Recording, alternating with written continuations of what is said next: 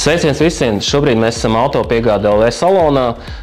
Esam atveduši no Vācijas divas Teslas. Viena ir ražota Vācijā, otra ražota Ķīnā. Ar ko šīs automašīnas atšķirās, kur ir ražota Giga Šanhai un Giga Berlīna.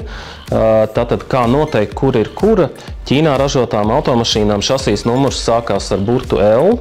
Un vācu tehniskas atšķirības atšķirās baterijas tips. Vācijā ražotājām Teslām Giga Berlīna, kas ir ražotas Tesla Model Y, ir BYD Blade baterijas.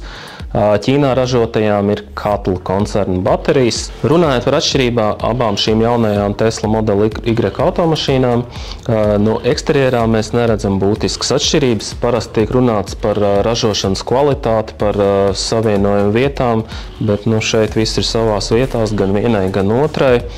Abām riepas ir Hankook 19 solu, abām ir lietie diski ar tādām uzlikām. Eksterjerā būtiska atšķirība nav, taču interjerā gan ir daži elementi mazliet savādāki. Viena no tām ir stikla biezums. Vācijas Tesla ir mazliet plānāki, salīdzinoši ar Giga Šanhai.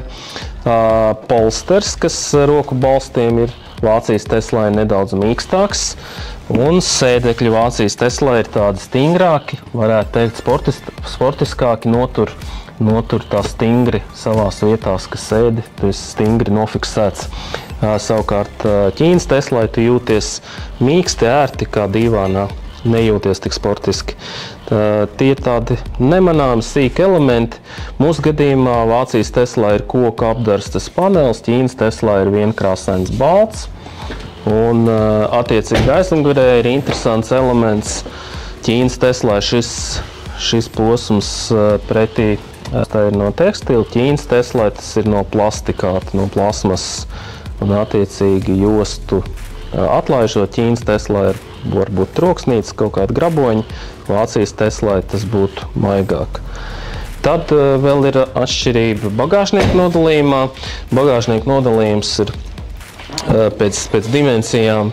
Attiecīgi šie sānu kabatiņas ir dažādi izmēri starp Ķīnas un Vācijas Teslu.